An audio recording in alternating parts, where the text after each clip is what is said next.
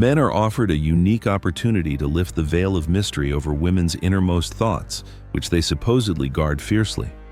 The author claims that after years of analysis, he has cracked this female code and is now ready to share it with his readers. Using just a couple of glasses of wine, he says, you can extract truths from a woman that she fears to admit even to herself when sober. 6 key questions presented in the text are designed to reveal a woman's true feelings toward other men, herself, and her genuine plans for the relationship's future. The author references the great psychologist Carl Jung, drawing a parallel with the concept of the shadow, that hidden part of personality everyone conceals behind a mask of respectability. In this context, alcohol appears as the perfect key to unlock this internal vault. Before revealing these secrets that could, in the author's opinion, dramatically transform relationships, he urges readers to subscribe to his channel, promising truth for the male mind, and to like as a sign of readiness to accept unpleasant but vital truths. He also suggests leaving a comment with your city to track the geographical spread of this truth-seeking community. It's important to remember that alcohol doesn't create a new personality but merely removes internal filters, exposing the true self. It switches off the internal censor that carefully calculates responses and constructs the image of an ideal woman when sober. In an intoxicated state, she cannot play a role. Her speech becomes genuine. The very first question, according to the author, is a psychological bombshell. Part 1. The question about ghosts of the past. The first question is this: who was your first real love? At first glance, it seems harmless, nostalgic, almost sweet. But this is misleading. In an intoxicated state, this question can uncover deep emotional attachments that a woman may still carry within herself like a talisman. When sober, any woman has a rehearsed, safe answer. She knows exactly what information to reveal and what to hide to avoid damaging the current relationship. But alcohol destroys this script. When she's drunk and asked this question, you need to watch her eyes carefully. Will they light up in a way they never do when she talks about her current partner? Will her voice become softer, more tender? Will words like magical, unforgettable, real appear in her speech? Those very epithets she never applies to the current relationship? The answers obtained while intoxicated are extremely important. If she describes someone completely unlike her current partner, she may have simply chosen safety, trading it for passion. If she suddenly becomes overly emotional, or conversely, goes into deep defense mode, it means she has a huge, unresolved issue weighing on her soul. If she compares her current partner to her first love, even positively, it means she's constantly being measured against someone else's memories. The most dangerous answer is when she describes her first love with such reverence as if speaking of a saint. A woman who has elevated a past love to the status of a benchmark against which everyone else is measured has effectively passed judgment on the current relationship. The partner is competing not with a living person, but with an idealized ghost. Pay attention to how long she talks about this topic. If one question about first love opens the floodgates for a stream of memories and emotions, it's a sure sign that these feelings never truly faded but merely lay dormant. However, ghosts of the past are just the beginning. Next comes the opening of Pandora's box with her real secrets. Time to move to the second question. Part 2. The key to Pandora's box. The second question is, what have you never told me? This isn't just a question, it's the master key that opens all locks. The psychology here is simple but incredibly powerful. Alcohol, as already mentioned, lowers barriers, but it also makes confessions therapeutic. A woman carries a burden of secrets, and in this moment of emotional vulnerability, she desperately wants to lighten her soul. By asking this question, you're not just extracting information, but offering to become her personal confessor. In her weakened state, the relief of spoken truth seems far more attractive than the continued burden of secrets. Alcohol convinces her that honesty will bring you closer, even if the revealed secrets could drive a permanent wedge between you. Watch her reaction carefully. Did she look away, nervously chuckle, take a big sip before answering? These are all sure signs that she's reaching into that very secret drawer she usually keeps under 7 locks. The secrets she may reveal typically fall into three categories, and each is a diagnosis for the relationship. The first category is attraction to others. This could be attraction from the past, or much worse, from the present. She may confess to emotional connections with colleagues, friends, or even mutual acquaintances, connections that have long crossed platonic boundaries. The second category is financial secrets, debts the partner doesn't know about, hidden expenses, or financial decisions affecting both but made without his knowledge. And finally, the most destructive confessions are emotional. She may admit that for years she's been pretending to like what she actually hates, that she's been faking satisfaction in intimate life, or worst of all, may reveal that she stays in this relationship not out of love, but out of fear of loneliness, social pressure, or simple unwillingness to start over. Her secrets are now in the light.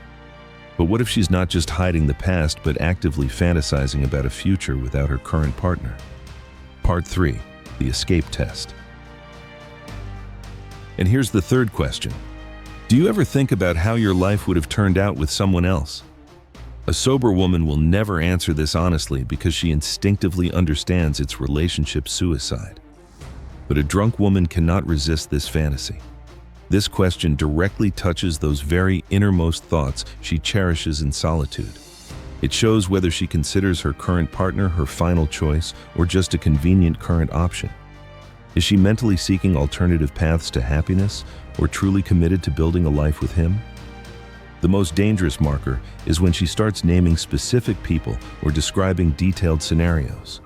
When her mental filters are off, she may enthusiastically talk about alternative lives, may mention a colleague with whom they understand each other so well, or speak of an ex with undisguised tenderness.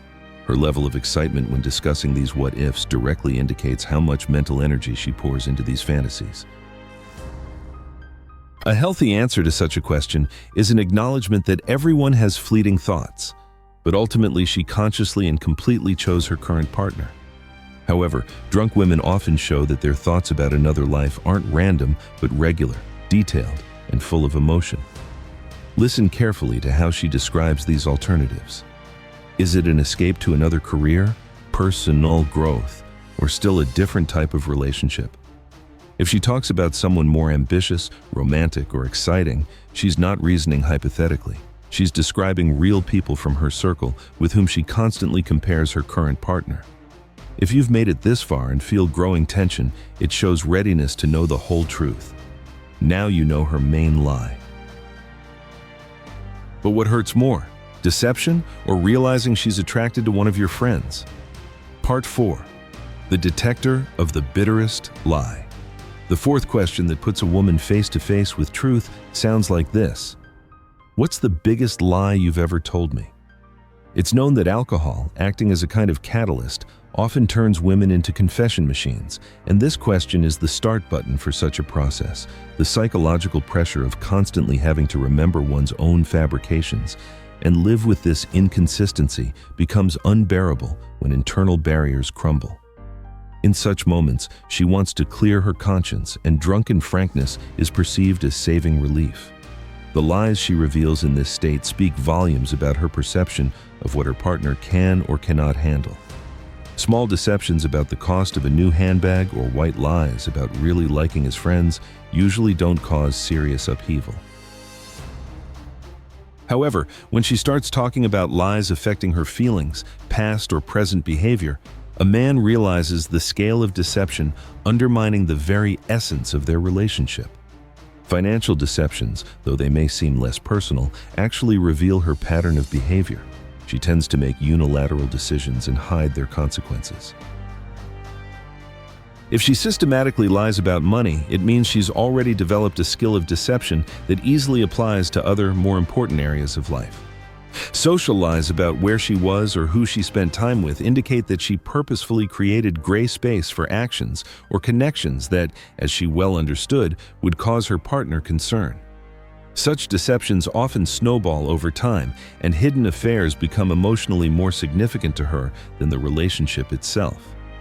However, the most destructive category is emotional lies, when she, looking into his eyes, admits that for years she's been pretending to be happy, faking satisfaction in bed, or hiding budding feelings for another man. Pay attention to her intonation. Is she saying this with relief, wanting to restore trust, or with defiance, as if tired of protecting his feelings? This emotional tone will say more than the confession itself. It will show whether she considers honesty a path to healing or a weapon to finish off what's already fading. Part 5. Forbidden attraction within the friend circle. The fifth question, which of our mutual friends do you like, is a direct hit to the most sensitive zone, the facade of their social life. It reveals attractions she would never mention when sober, since admitting sympathy for someone in their circle guarantees constant tension, awkwardness, and jealousy. Carl Jung called the social mask we wear the persona. It's the version of ourselves we show the world to be accepted. Their circle of friends is a theater where they both play their roles. And this question forces her to tear off her persona and show what happens backstage. When sober, she perfectly understands that naming his friend or her girlfriend's husband would violate an unwritten social contract. However, in a drunken haze, the momentary pleasure of shocking honesty seems more important than long-term consequences. Listen very carefully to her answers. If she jokes it off or names someone obviously safe, like an elderly neighbor, it's a defensive reaction.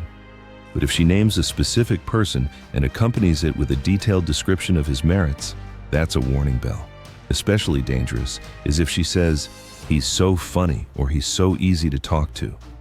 This sounds innocent, but it's exactly with such phrases that emotional affairs begin. And again, the most dangerous answers aren't about physical attraction, but about emotional connections.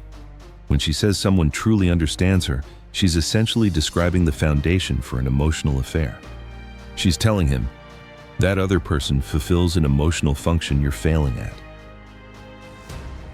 Physical attraction can be chalked up to chemistry, but an emotional connection with another man is a direct assault on the foundation of their relationship. Watch her body language. Does she smile that forbidden smile? Does she instinctively touch her hair or lips when describing someone? Does she look away as if lost in thoughts about him? These unconscious gestures show how much mental space these people actually occupy. And remember, if this attraction is to someone she sees every day, a colleague or hobby partner, you're dealing with constant daily temptation. Her grievances are voiced, but how to understand where it's a cry for help and where it's a verdict on their relationship. Part 6. The fatal flaws of your relationship. And finally, question number 6. If you could change one thing in our relationship, what would it be? A sober woman will always give a measured, diplomatic answer. She knows relationships are compromise and will talk about minor things. She'd like to communicate more or go out together more often. It's constructive, but not critical. It's relationship work. But a drunk woman speaks plainly. She uncovers deep dissatisfaction she usually hides to avoid rocking the boat. Alcohol removes the filter protecting his ego, and harsh, unvarnished truth about fundamental incompatibility or humiliating comparisons with other men bursts out. And here, he should pay close attention to phrasing. The key distinction: does she want to change his behavior or his essence?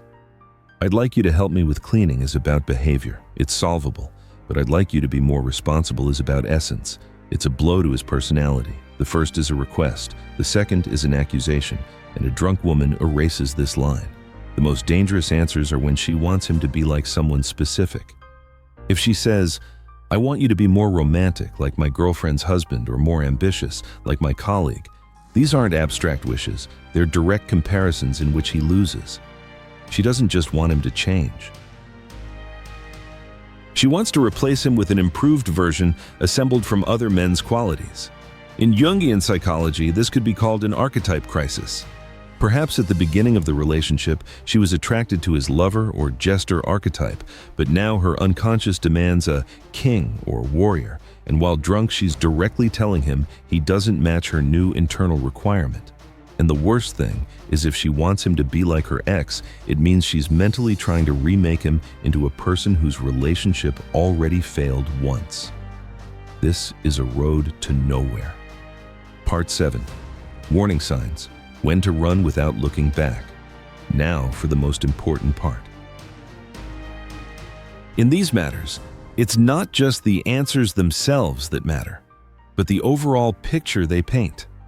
A woman who truly loves and respects her partner will present the truth, even when drunk, in a way that protects their relationship. She'll say something like, "Sometimes I miss the carefree days of the past, but I wouldn't trade what we have for anything." But a woman who emotionally checked out long ago will dump destructive truths on him simply because she no longer cares. When someone stops caring about his emotional well-being, drunken honesty transforms from a gift into a weapon. The real test is how closely her drunk self aligns with her sober self. If the woman who emerges when alcohol removes her inhibitions remains essentially the same person he loves, their relationship is built on genuine connection. But if he's facing Dr. Jekyll and Mr. Hyde, if her drunk personality is someone completely different, mean, cynical, contemptuous of him, then he's living with an actress. And the stronger the contrast, the deeper and darker the shadow she suppresses while sober. Here's a specific list of warning signs to watch for. 1. Frequent and warm mentions of other men, especially ex-partners. 2. Revealing intimate secrets involving cheating and broken trust. 3. Expressing clear regret about key relationship decisions, marriage, children, or living together. 4. Unfavorable comparisons of you to other people. 5. Showing more emotional investment when discussing someone else than when talking about the current relationship. One troubling answer might be a fluke, but when similar responses repeat from question to question, that's a pattern, a diagnosis. However, there's another crucial marker: her behavior the next day. If she doesn't remember anything or pretends not to, that signals an immature position. If she gets angry at you for taking advantage of her state, that's manipulation and blame shifting. But if she says sheepishly, quote, "one that's a sign of a mature person," and in that case, the couple has a chance. Part 8. The finale, truth that liberates or destroys. The author's goal isn't to turn you into a paranoid person or destroy your relationship. He's offering a tool, a diagnostic instrument. Everyone deserves to know where they truly stand. A drunk tongue speaks from a sober heart, and if her drunk heart screams about lack of love, betrayal, and disappointment, you need to hear it now, before investing more months and years of your life in a project that went bankrupt long ago. Don't use these questions as a weapon. Use them as a flashlight to illuminate the darkest corners of your relationship. The goal isn't to catch her in a lie, but to gain clarity for yourself. Knowledge is power, and this truth, whatever it may be, gives you the power of choice. The choice to leave, the choice to stay and fight but now knowing the real enemy, or the choice to realize your fears were unfounded. If the truth turns out to be painful, remember that pain from truth is temporary. It's like surgery. It hurts, but it removes what's slowly killing you from the inside. Living in a lie is a chronic illness that slowly eats away at your soul. If the truth turns out to be comforting, cherish it. Value a partner who, even in a vulnerable state, chooses honesty, loyalty, and you. Ultimately, both he and she are striving for what Jung called individuation, becoming a whole person. And that's impossible if both are living in illusions. Everyone deserves a partner whose drunk self matches their sober self, someone whose private thoughts align with their public actions, someone looking in the same direction. Now please leave a comment below and share whether you've ever had an experience with a drunk partner that revealed something that changed everything. No details necessary, just let other men know they're not alone in this. And before you close this video and sink into reflection, thank yourself for having the courage to seek clarity. Your future self will thank you for it.